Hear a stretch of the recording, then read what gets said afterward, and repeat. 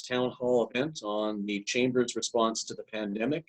I'd like to first of all acknowledge that we're on Treaty 1 territory and that the land on which we gather is the traditional territory of the Anishinaabe, Cree, Oji-Cree, Dakota, and Dene peoples, and on the homeland of the Métis Nations. In way of introduction, my name is Adam Kilfoyle. I'm the chair of the Assiniboia Chamber of Commerce and also the managing partner of my accounting firm, Heartland CPAs. So in early March, the world changed. What we didn't know back then was by how much the world would continue to change. Here in Manitoba, we were the envy of many provinces and cities around the world in those early days. We seemed to have COVID-19 under some kind of magical control. But move forward to a few weeks ago, and Manitoba was once again making world news as our numbers plummeted. And as much as we like being recognized as being number one in the world for something, it surely isn't this. But we're strong, and we will weather this storm. We will, and I know that our Assiniboia Chamber and the entire Chamber network is working every day to support businesses and communities in navigating, ensuring that we all come through the positive side of things when the pandemic settles. Today, we're happy to have Chuck Davidson, the President and CEO of the Manitoba Chamber of Commerce, coming to speak with us. What you all may not know is that every week since March, Christy, our Executive Director, has been attending Chamber Network Zoom calls. Every week, she shares concerns, comments, and stories from our members with her colleagues in the network. Information is taken by the Manitoba Chambers to be the voice of business with our government. I'll let Chuck go into those details, but let me start the session off by saying a huge thank you to Chuck and the entire team at the Manitoba Chambers of Commerce. Time spent on these calls is invaluable, and we want to know, Chuck, that we appreciate everything you and your team have committed to these past 10 months. Chuck, turn it over to you. Thank you, Adam. Thank you very much, everyone, for joining us today, and Christy and your team as well. What I kind of wanted to talk a little bit about today is really what we've been doing and some of the measures that we've been taking, as an organization, because I think that's important. And just to kind of share with you kind of the approach that we're taking. So as Adam kind of touched on, it's been almost 9 months, almost 10 months since everything changed in the Chamber network. And as a network, as an organization that's used to hosting events and focusing on networking and doing it, that's been sort of our bread and butter. We really had to pivot. And the entire network has pivoted. And I'm going to talk a little bit about what our focus has really been. And so Adam talked a little bit about it. So early on, one of the first things we recognized is we needed to make sure that our chambers had what they needed. And so, early on, it was more than once a week. We were meeting twice a week on regular calls with all of the chambers to get them up to speed, to understand what their challenges were. Because it was really, in my mind, about listening and connecting with the network and getting a better understanding as to what some of the chambers were dealing with, some of the challenges that they were having as well. And that was really critical. And I think that's what we've done right from the beginning, is we continue that to this day. And I think that's going to be, one of the long-standing impacts of this is that the Chamber network has never been more connected than it is now in Manitoba. Typically in the past, and I've kind of said this, I would make an effort to try to get out to every chamber as often as I could. But that meant getting in the car and driving to various communities and connecting with chambers. The reality is that, of this in Manitoba, we've got close to 68 chambers. I'd try to get to about half over the course of a year. I can get to half every week now. And I think that's one of the real benefits that we're seeing in terms of, the Zoom and the technology is really helped in that regard. So there's still an intent. Don't get me wrong. I miss going out and visiting chambers and going to communities. And I want to get back to that. But I think this technology and the way that we're able to use it is going to make sure that we're more connected than ever. And so that's been a key tool for us. Secondly, as well, we've also had this relationship and at the national level. So we also do regular calls. So we know what's going on across Canada, what other provinces are dealing with, what some of the successes that they're having as well. And it's also really helped from an advocacy perspective. So from a first, in terms of what we needed to do in terms of, getting our approach to COVID and how the business community was going to deal with it, is we really needed to understand how we're going to connect and to really listen to what some of the concerns in the business community are. The second element that we really need to focus on was really on content development. I'm sure all of you on the line are aware of all of the various programs and initiatives and things that have come out from the various levels of government and are on top of all of this stuff. And we recognized early on that it's impossible. Government programs are changing on virtually a weekly basis. And that's where we've kind of taken the role as the Manitoba Chamber of Commerce and kind of said, how can we help the network? And so we've had staff on my team going through all of these programs. We've included it on our website at jointhechamber.ca to be able to provide information to chambers about what are some of the availabilities out there for businesses. And I think that's been key, as well as developing that content. And so we've developed, obviously on the website, we create different pieces. We send out regular mailers and emails to the chambers that we want them to use that content to communicate with their members. The last thing that we want every chamber in Manitoba doing is doing the same thing. We don't need Christy, focusing all her time in terms of going through all the government news releases and programs when we can do that on her behalf. And she can spend her time really having those discussions and the one-on-ones with her members and understanding what their concerns are.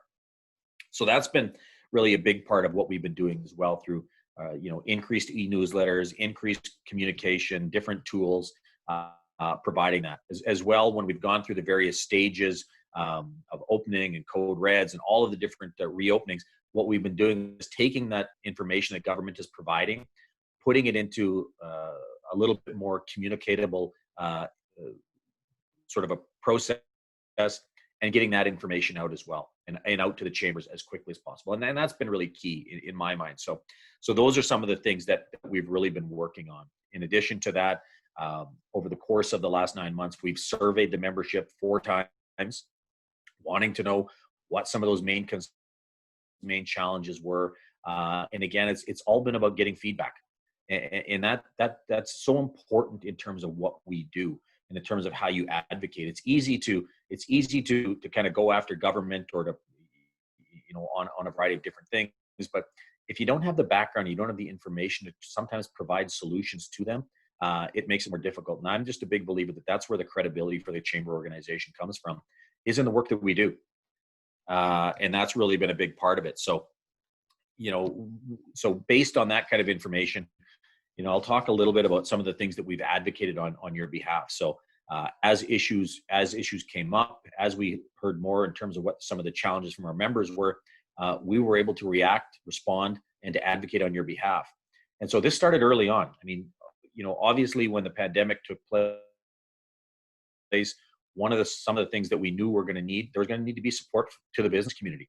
Back in March, businesses were asked to shut their doors. And there was no support mechanisms in place at that point in time. The federal government came out with the wage subsidy program, but if you do remember, back when the wage subsidy program, and that's been a lifeline for a lot of businesses, it was at 10%. That's how much they were going to they were willing to help out. It was really the chamber network right from the beginning that pushed hard that was not going to be sufficient. That was not going to help businesses. And we were able to get that increase to 75%. And for a lot of businesses, that's been a lifeline through this. And I think that's really, shows the importance of the network and continuing to push on those issues. Other things that we'd heard early on was the challenges with PPE. That was a big concern for a number of businesses, how they could access it, where they could find it, who was selling it. So one of the things that we did in collaboration with CME Manitoba and with Northforge is we created B2B Manitoba, which is an online platform where members can go and find, if they're looking for hand sanitizer or they're looking for masks or they're looking for all that information. So we developed a website and an app that you can find that information locally. So that's something that we did in collaboration with the provincial government as well. We've also been supportive of, in terms of what can we do to help businesses. So initiatives like Canada United were an opportunity for small businesses to be able to access dollars. I think that was important as well. And so we were able to get $5,000 grants in the hands of some small businesses. So I think that's a big part of what we're looking at. As we kind of go through this, part of those weekly meetings that I have with the chambers, I also have weekly meetings with government. At least once a week, I'm in contact directly with Minister Eichler and his department, and we're asked for feedback on what's going on in the business community. And a lot of times we're talking about, here are the challenges that we're hearing from businesses in various parts of the province. And here's the feedback that we're giving you about measures that you need to take. And I can guarantee you, since day one, we've been pushing that the province needs to step up and it needs to support small business. And this has been something that's been absolutely imperative. What we recognize early on as well, there are certain sectors that were more impacted than others. The hospitality sector, the tourism sector, the retail sector, and these were sectors that were going to need additional dollars. And so we've been pushing for sector-specific support from the provincial government. And this has been a big push of us all along. We've also been, as part of those discussions, we've been able to be involved when the province is looking at making changes in various openings. We've been able to provide advice in advance, typically, in terms of what the government is doing. And I think that's a big part of kind of what sort of the work that we're doing. And I'll give you an example of, the real concern, I had, because I know so many businesses in Manitoba, right from the beginning, have been ahead of public health in regards to the various protocols and measures that they're taking to put in place within their own businesses to protect their employees, to protect their customers. They've been following all the protocols, and I've said right from the beginning, they've been exceeding what public health expectations have been. Business has been ahead of the public health on this. And so, if you would have told me in August that we would be in a situation where we'd be closing businesses again, I would have said there's no way. Like, business is doing everything that's expected. The transmission is not occurring in business. That's not where it's happening. And so back in when the numbers started going up in October, there was concern and concern from the province in terms of the measures that they were going to take. They moved to Code Orange, then they started moving to Code Red. Prior to Code Red, I can tell you, we were pushing for the province not to move to a full shutdown. We were providing them with all sorts of different alternatives. Can we look at businesses at least having the opportunity to do appointment only? Can we reduce to 15% capacity? Can we look at regional opportunities? We were providing advice all along the way in terms of what that was going to look like. When it got even closer and the province was indicating to us that, it seemed like we were going to have to shut down businesses again, what we started pushing for at that point in time was there needed to be compensation for these businesses. If you're telling these businesses that have followed all of the rules since day one, whether it's restaurants or retailers, that they're going to have to close their doors because our hospitals are overwhelmed and the healthcare system is overwhelmed, and the messaging from Dr. Roussin is we need everyone to stay home as a result of that, and that we have to close businesses in order to encourage people to stay home. We pushed that there needed to be compensation. And I can tell you, 3 days prior to Code Red going into effect, that was not the approach. The provincial government was not interested in providing any kind of compensation whatsoever. And it was really by the chamber network and discussions that I was having with government officials that this was something that was non-negotiable. That there needed to be something put in place. And so it was basically the night before Code Red was going into Bridge Grant program to put $5,000 into the hands of those businesses that were going to close their doors. And I think that was extremely important in terms of what we did. And so as much as we opposed to the Code Red situation, and we continue to push that there were various alternatives, and it was sort of the worst case scenario. At the same time, we've been pushing that there needed to be compensation for businesses, and we continue to push that all along. And now we're more interested in terms of what reopening looks like, as people are as they sort of call vaccination program, what is that going to look like from a business standpoint? Because that needs to coincide with what reopening is going to be, and that there does need to be those dollars going towards business that have been impacted by this. So that's something that we've been working on as well. And so the latest thing that we've been pushing for in Code Red, and Christy and the Assiniboia Chamber are well aware, is that we've been pushing that there needs to be, during this time specifically, that we know from a restaurant and hospitality perspective, this is the worst time to be closed, the worst time from a retail perspective. This is their busy season. This is when they do 30 to 50% of their business on an annual basis. And the reality is the protocols don't allow them to be open. So how can we be creative in terms of helping those businesses to do, whether it's, drive-by service or sort of online service. And so what we've encouraged the government, and we've been successful, is providing dollars to the local chambers to support buy local and shop local initiatives throughout the province. And the chamber network jumped at the chance and have ramped up in a small time frame to be able to provide that support for small businesses during these challenging times. And that's something that, I know Christy's team has done a great job, and others have. And that's important as well, is that, we understand what the current situation is, but the chamber network is not going to sort of just sit back and say, well, we'll see you on January 8th, and good luck to all you businesses over the course of that time. We're here to support businesses 100%. There's other business organizations, and I'll point, one business organization. I was on a radio interview when Code Red, when they announced that the second phase of Code Red was going to come into impact, and one of the other business organizations made the comment that this was the death knell, that thousands and thousands of businesses in Manitoba were going to close. And they asked me to respond to that, and I said, absolutely not. I said, the Manitoba business community is not going to just sit back and close their doors as a result of this. They're too resilient.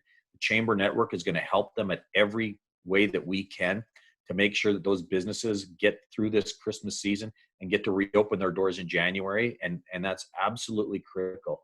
The last thing that we need is fear mongering that businesses are just going to close their doors and not take the steps that they need. And again, that's a message to government that they need to support these businesses. So, we were able to get the bridge grant, a second phase, in the event on January 1st, will again go into their coffers.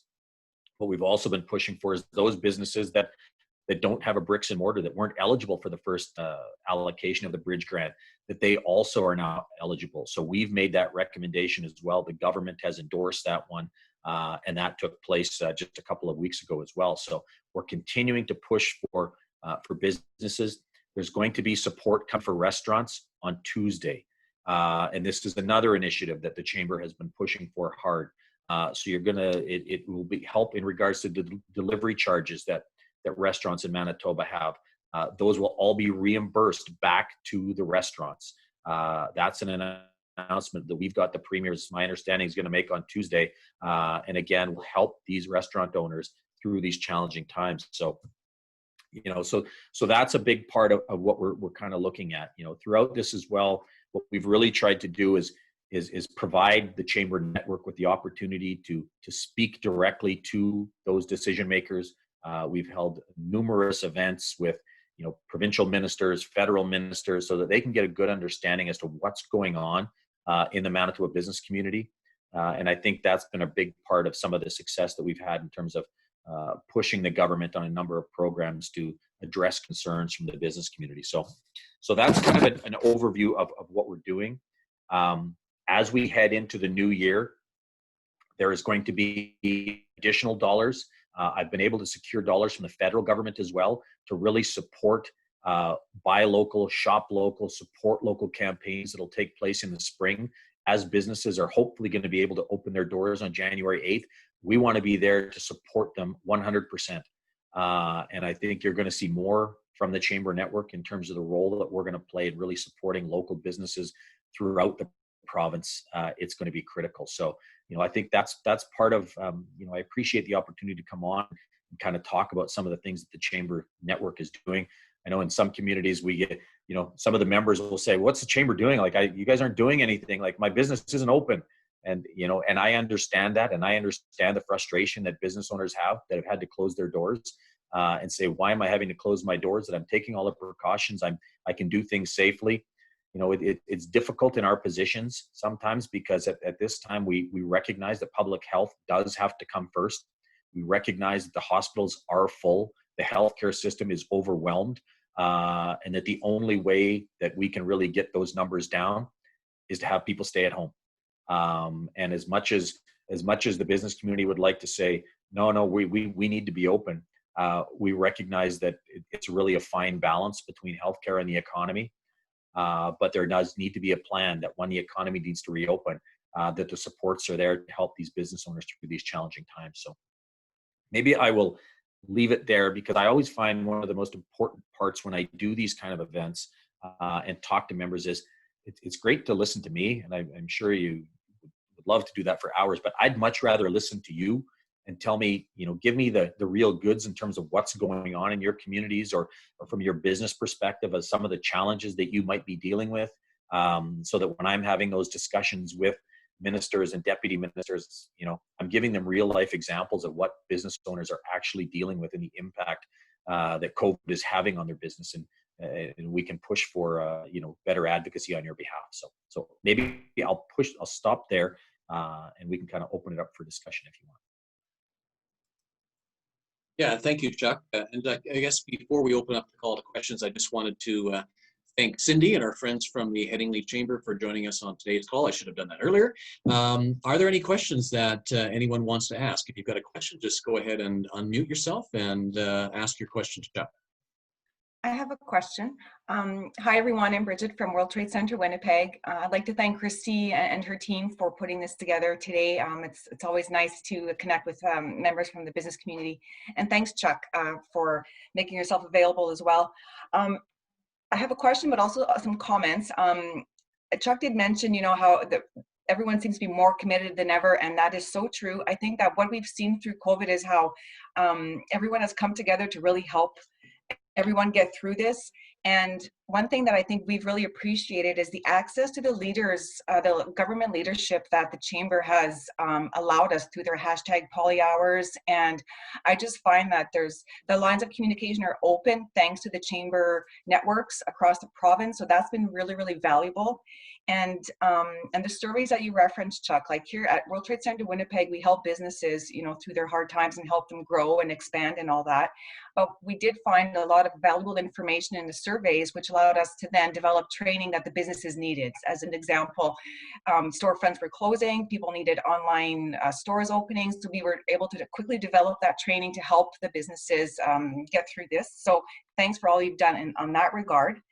I think there is one industry that has been missed in all this, and these are from people that I know who own private businesses, is the trade show industry. So as an example, you do have some companies that have storefronts, but cannot access the bridge grant, the bridge funding, because they have a storefront. So you do have a whole industry that has disappeared off the face of the earth because people can't have those face-to-face meetings. So I think there is a group of people that have been missed. So I don't know, Chuck, if that's something that you maybe want to look at in your conversations moving forward. But what else did I want to say?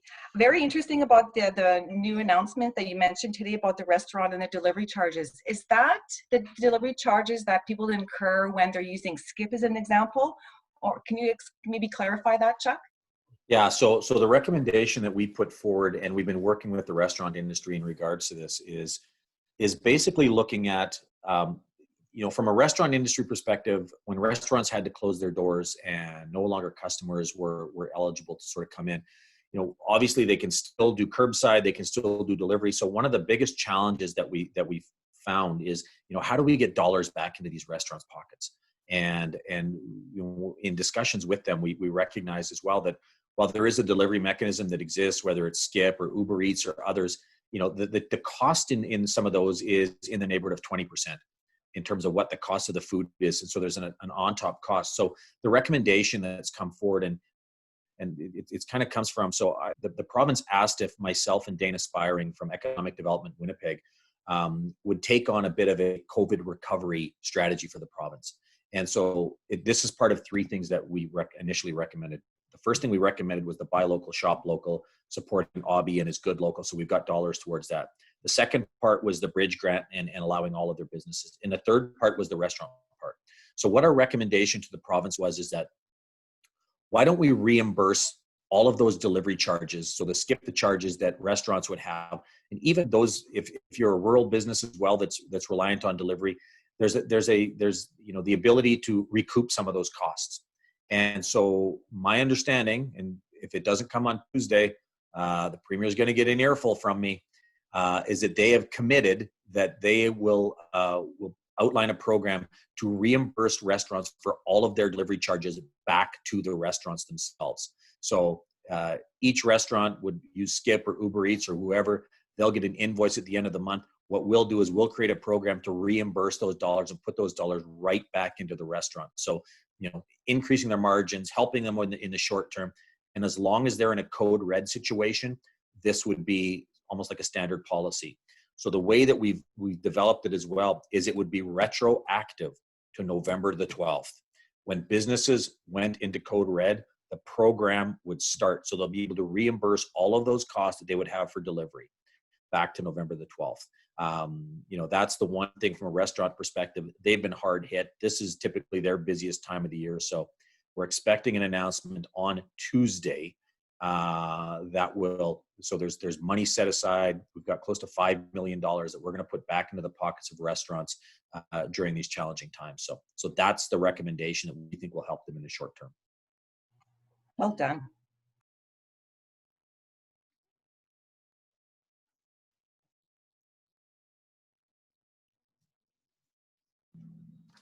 Any other questions for Chuck?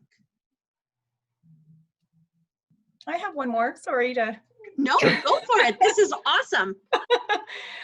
Chuck, are you able to expand on the program you referenced that might be rolling out in the spring? So is that attached to the Good Local?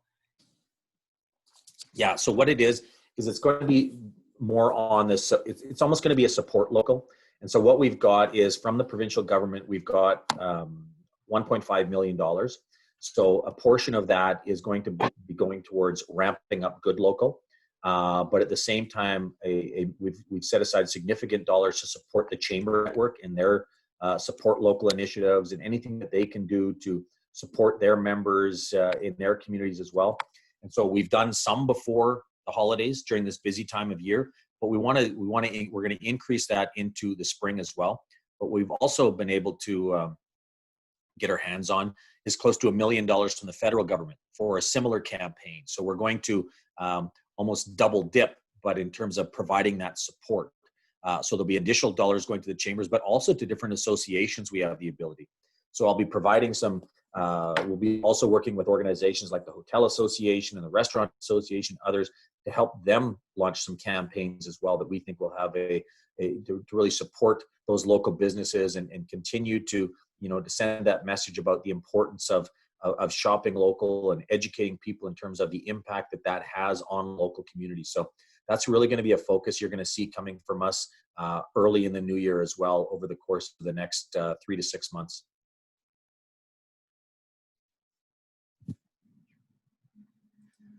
I'm going to just take that opportunity to say that through the Assiniboia Chamber, we were one of the recipients of the grants for the Shop Local. As Chuck mentioned, there's $1.5 million given to the Chamber Network, and supporting Good Local. And so I'm just going to quickly show my screen, but this is what, we did here at our chamber. We created this website, cheerhere.ca. And when people go on, they see, different categories for all to combine. If you know of any businesses, all businesses can register on it. It is a free service. This is all what we're doing, but we actually purchased the URL cheerhere.ca. Right now it's being hosted through the Assiniboia Chamber of Commerce website, but our intent is supporting local is not just the holiday season. This is, of course, the time that it's spearheaded, but it's a 365 days a year program. And so we intend to make a full website all on its own. We've built advertising on the side. We have Cheer Squad supporters. I know Chris Stevens is on the call from CJNU Radio. We have CanStar Community News and Food Fair. We're giving away turkeys and hams. People go in, they look at, we have the icon guide. We give recognition to our members. And this is just phase one because, like Chuck mentioned, this was all, we found out November 27th, try to have something implemented by December 1st and roll. And so this is the Chamber Network. All I can say at this time, and I know Adam alluded to it at the beginning, thanking Chuck and his team, the entire Chamber Network, it is a true blessing to work with. We are always shooting ideas with each other, supporting each other. The calls that we have weekly, I can't tell you how they are just helping just for us, in a small chamber where we're 1 or 2 people. It's great information being shared, and we're not making it, you don't want to make it hard work, you want to make it easy work with that benefits all. So again, if you want not-for-profits, hotels, there's a staycation area on the site. Please post all your gift certificates or whatever. It directs to your website right now. Phase 2 is going to have a different look where there's better online profiles for it, but you're in control of how you are marketing your sales, you know, through gift certificates or dining or PDFs, I'll work with you, and we'll take it from there. But this is just one example. If you are from another town, I know Brandon, Springfield, Flin Flon, they all have similar sites that we are all working on, and we're able to implement within maybe a week, and so it just goes to show you that we're trying our best. And again, we know that there's federal dollars coming to support in the new year, and we'll take it even further. So we want to encourage our members to contact us to see how we can help, because whether it is us in our own chamber figuring out something or taking it to the Manitoba chambers, we absolutely have that capability.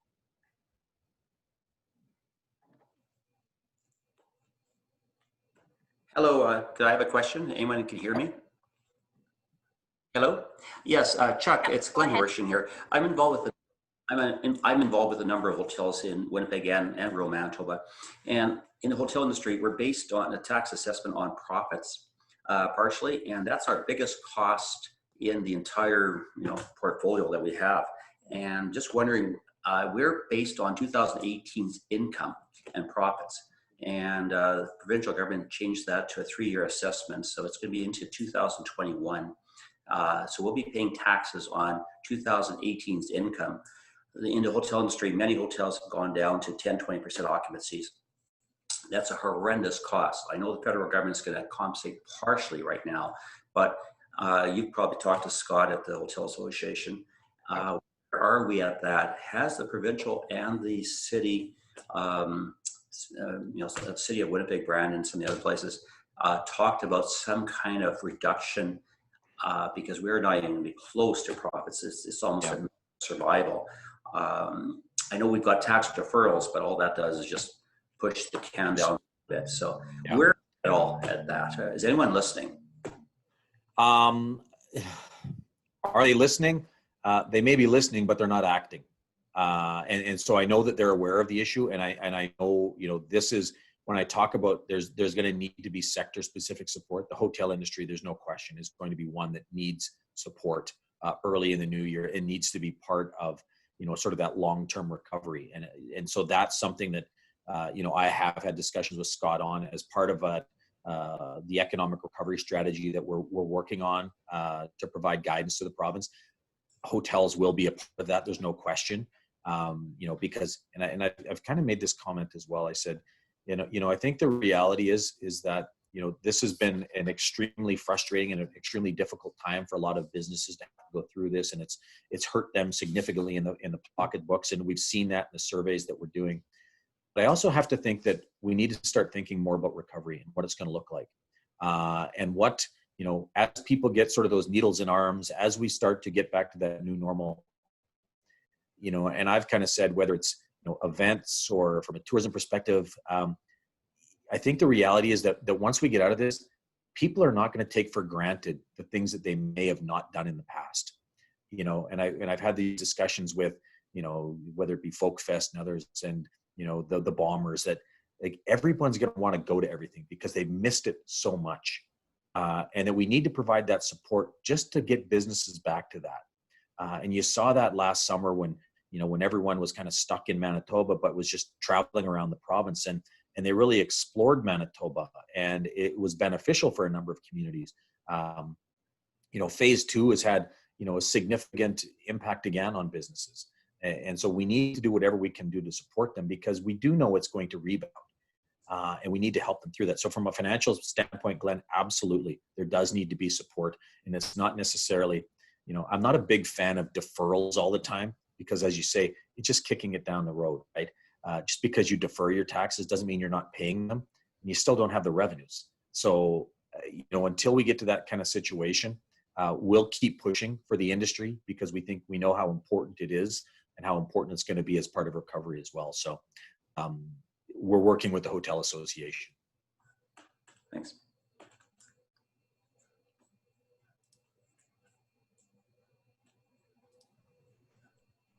Chuck, just a question on the Manitoba Bridge Grant, and I'm wondering if you've got some statistics on that and how the uptake of that program is going in terms of maybe, are you getting some feedback from the business community on, the simplicity of that program? And as accountants, we're just, it just hurts our brains trying to go through all these, the federal government programs, the queues and all these things. It's just so complicated. It seems to me, though, that this bridge grant is a bit more simplified. So I'm just curious to see what statistic you have on that. Yeah, so the numbers the last that I had heard on the bridge grant, and that was on Monday, was that there'd been 6,300 businesses in the province that had accessed it, and close to $31 million had been paid out to them. So the way that the province had set it up was they had set aside $200 million for this. So obviously, again, it's been undersubscribed, but then maybe not all businesses are being able to access it. This was prior to the additional businesses being able to, to access it, those that were not bricks and mortar. So we'll see those numbers increase. There's no question about that. And the phase 2 of that, so it would be those that received it in phase 1 automatically would be eligible on January 1, as they were still closed. So there would be another reimbursement that would come to them. But I think they're still going to be well below that $200 million that the provincial government has set aside. So we've encouraged them. I mean, there's some concern that, God forbid, we have to do another couple of weeks of this, that there may be some additional dollars coming. But that's the latest numbers that I've seen on it. Is it's probably paid out about a third of the first 100 million. Is there a move, again, other than this, the second phase, is there a move to kind of expand the eligibility for this program? Or I guess that's what you're trying to do with the second phase, I suppose. Yeah, with the second phase we're still trying to we're always looking for, with a lot of these programs is where the gaps exist. We'll give government credit that sometimes the speed that they're rolling out these kind of programs, we've always kind of said that, don't try to get them perfect, just get them good. Like, we just need to get stuff out the door. Like, businesses are not necessarily worried about, all the details in terms of who fill, all the cracks that exist, and trying to get, perfect. Perfect is never going to be something that government should, they should strive for it. But when you're putting together programs like this, you just want to be able to address as many as you can. But at the same time, you also need to be receptive that when there are gaps that exist, and I think I'll give the government credit on this one, when we found that there was, businesses that aren't bricks and mortar that work from home, there's a gap. So let's address that gap rather than, be rigid in our policies.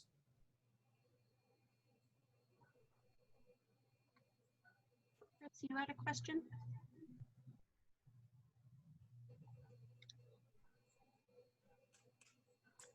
Chuck, I did have a question in regards to I think it was in December, we actually had Barry Rempel from the Airports Authority speak, and he was talking about, if there could be, like, the people wouldn't have to self-isolate if they're coming in from the east, and we know that the cases are going up in the west, but people don't have to self-isolate there. And then business travel, is there anything on that spectrum that, either rapid testing, or I know, like, in Europe, people can still travel, but they get tested either before and then when they get there? Yeah, good question, Nicole. And that's been an issue that has been a concern, is that Manitoba is one of the few jurisdictions that did have, or does have, the 14-day quarantine. And at one point it was from everywhere. There's no question that was a concern. We were able to get the Western provinces opened up. We were close to getting Ontario opened up before cases started going up. And then the government obviously got cold feet in terms of what were the optics going to look like if cases are going up in Manitoba, and we're reopening, travel to the east. That's a concern. My hope is that will happen early in the new year. As cases go down, we will have the ability. It is a huge concern, from not just from a tourism perspective, from a business perspective. So we do need to address that. But as long as we're in a code red situation, there's going to be zero movement on that issue. And Chuck, further to that, do you think that if the West continues to have more cases, do you think that they would look at closing that at this point, or they'll keep it as status quo? I think they're going to keep it as status quo, just because we're not seeing transmission as a result of travel. And if you talk to Barry as well, I mean, the number of people going through the airport on a daily basis is maybe 800, 1,000 people a day. in comparison when what it would have been on a daily basis, which is in the neighborhood of 14 to 15,000 people. So, I mean, their business is down 85 to 90%, which is significant. And that number hasn't changed. If anything, early in the new year, you're going to see less travel. I mean, people aren't going south as much, as they would have in the past, just because it's, if you leave Canada, it's a 2-week, it's typically going to be that 2-week isolation that you have to do. So it's become a really non-issue. So I don't think they're going to want to close the West. That's just my sense, because I think it's, we're just not seeing the transmission as a result of travel at this point in time. I just recently spoke, Robert Backert is on our board, and he was talking to another board member, and the recent numbers at the airport are about 400 passengers a day. Now 400, 500, even less than the 800. But we have Barry coming to speak in January for our chamber and provide an update on that. So, and just so everyone knows on the call too, we as Assiniboia Chamber and Manitoba Chambers, I know, we are both nominating entities to the WAA board, and Adam Kilfoyle is actually one of the incoming board members and was our nominee to the board and will be starting his position on January 1st. Have fun, Adam. Good times. Exactly. I'm sure I'll fix everything January 1st. No problem. Take care. Chris, I know that you had your hand up a couple of times. Did you want to ask your question? Yeah, absolutely. Delighted, first of all, to be part of this. I haven't seen Chuck in many, many years. So first of all, kudos. Comments to echo some of the others. I think what I'm hearing is wonderful. It sounds very intentional, very strategic, and very collaborative. My perception in the past, years ago, dealing with various chambers, is respectfully, there was more of a silo mentality. But Chuck, clearly, and I know Christy's been singing your praises amongst others for the last little while, I see such an open and collaborative spirit. I'm like, yeah, so just kudos, personal observation. So when Christy called me that weekend, a couple of weekends ago, and she was showing her Keep the Chair Here campaign, again, Christy, just in front of your colleagues, I salute you for all you do.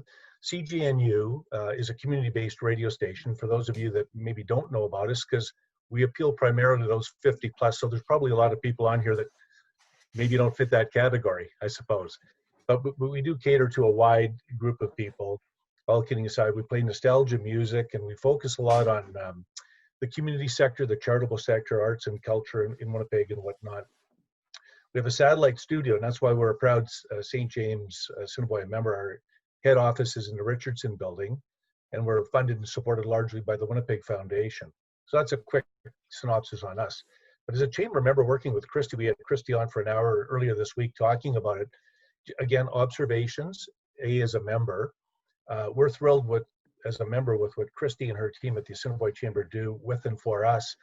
And when Christy was just showing the site that she has put together in the last couple of weeks, and it keeps growing daily, an observation again from an old sales and marketing guy, membership, right? The value proposition that you bring to bear. And when I think of recruitment of members for all the good things that the chamber movement is doing, rewarding them, providing value for money, and retention, renewing all those members, it's a simple strategy that you people take that and to a higher level. But when Christy was quickly looking at that site, I encourage you, and maybe others are doing it as well, there's many people who have now signed on to Christy's site that aren't chamber members. And I think right now you're bringing a 4-letter word to life, and that starts with a capital H for help. You're bringing help and hope to a lot of people who really need it. Chuck, you've talked about some very meaningful and specific programs, and others, nice to know, that are going to be launched along the way. So again, as a member and an active member working with Christy, we're going to try and amplify the messaging as much as we can throughout this, just to bring more awareness to great things that chambers are doing, fully integrated into, and Chuck, I like what you said 5 minutes ago, now into the recovery. I mean, we've been through this long period, this long tunnel, but seemingly now there is hope. I think when we turn the page to January, people think differently. It's a new year. And I really like what you said, Chuck, a moment ago about recovery. So we'll continue working closely with Christy to help amplify things along that nature, or perhaps there's other things we can do, Christy, for some of your other colleagues as well. So, great comments, Chris. Appreciate that. Kudos. Thank you. Thanks, Chris. Thank you. It is, when you mentioned that, I just shared with the board too, for all of the focus of the grants that, you know, we receive for the Support Local program, it wasn't just about chamber members, it's about the business community and our neighborhoods and how we are supporting local. And so opening up the sites, and I know ours is not, again, the only chamber doing this, providing this free marketing or advertising and expanding it for all businesses in our community.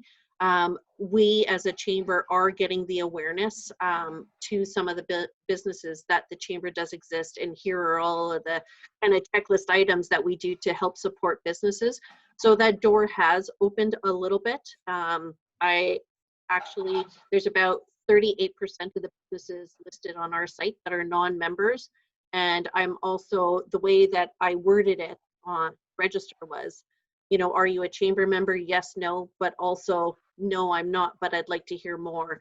And we have 27% of those businesses asking me how to become a member. And we've actually gained membership within these past couple of weeks because of the initial value proposition, but probably because we built awareness about our chamber. And I think, again, and I'm going to let Adam close out, of course, but the awareness of the chamber, I think, starts at the Manitoba Chambers of Commerce and all of the works that they're doing. And it's for us as the local chambers to take all of the voice of business that they're doing on the larger scale and trickling it down to us, that we get to voice, you know, what we do for businesses in our own neighborhoods. And we're seeing success on that. And it's hard to say success in this year of the pandemic, but as a chamber network, I have to say the engagement we're seeing from our members, the questions being asked, the support systems, the value that we're able to provide is, I guess, building the awareness is what it's doing. And it took a pandemic to do that, but I think it's kind of indicative of all of our businesses as well. There's we just recently sent out our member survey. Adam, I'm taking all your speaking notes, but the member survey closes today. So if you haven't done it yet, please go and click on the link. We asked some questions that mimic actually the Manitoba Chamber surveys that they've been sending out, so that we could show how our neighborhood is responding, you know, to the Manitoba Chamber survey. And right now we're seeing minimal to low impact that the pandemic has had. And that is a lot of the conversations that I've had with our businesses. Don't get me wrong, there are ones that have been extremely affected and had to shut down.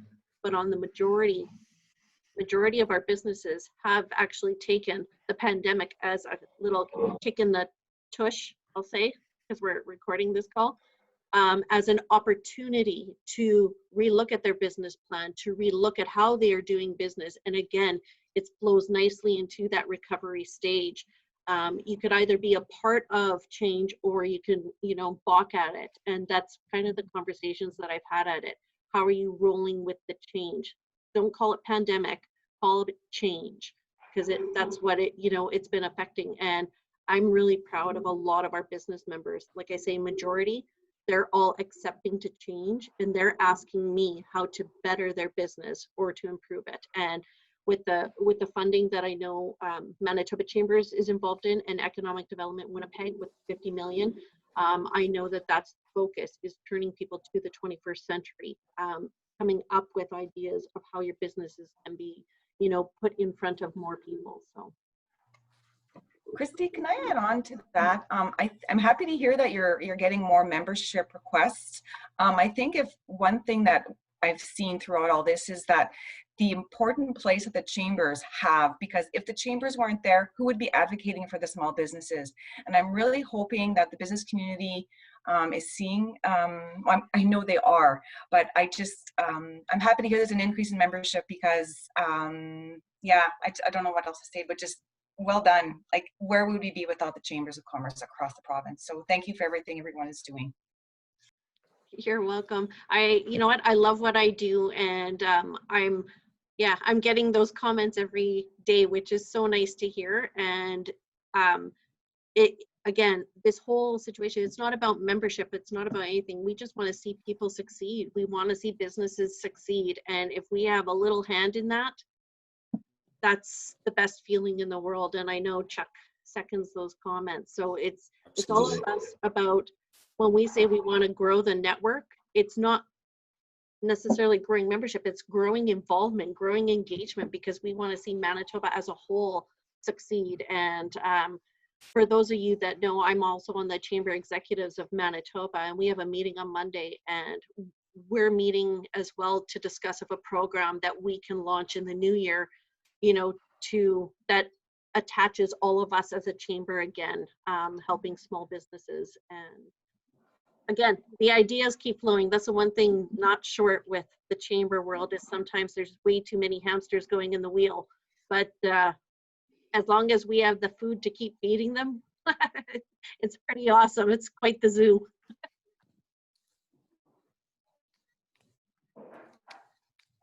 Any other questions? We've got a few minutes left, but if there's no other questions, I'll pause for a moment.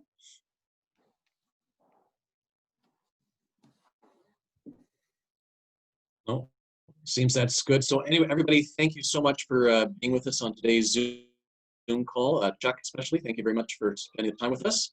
The Chamber of Commerce and our chamber staff, I want to wish you all a very Merry Christmas, Happy Holidays, and a very safe and happy, healthy 2021. Thanks, everybody. Thanks, everyone. Thanks. Thank you, guys. Thank you. Happy holidays, everyone. Bye. Thank you. Merry Christmas. Merry Christmas.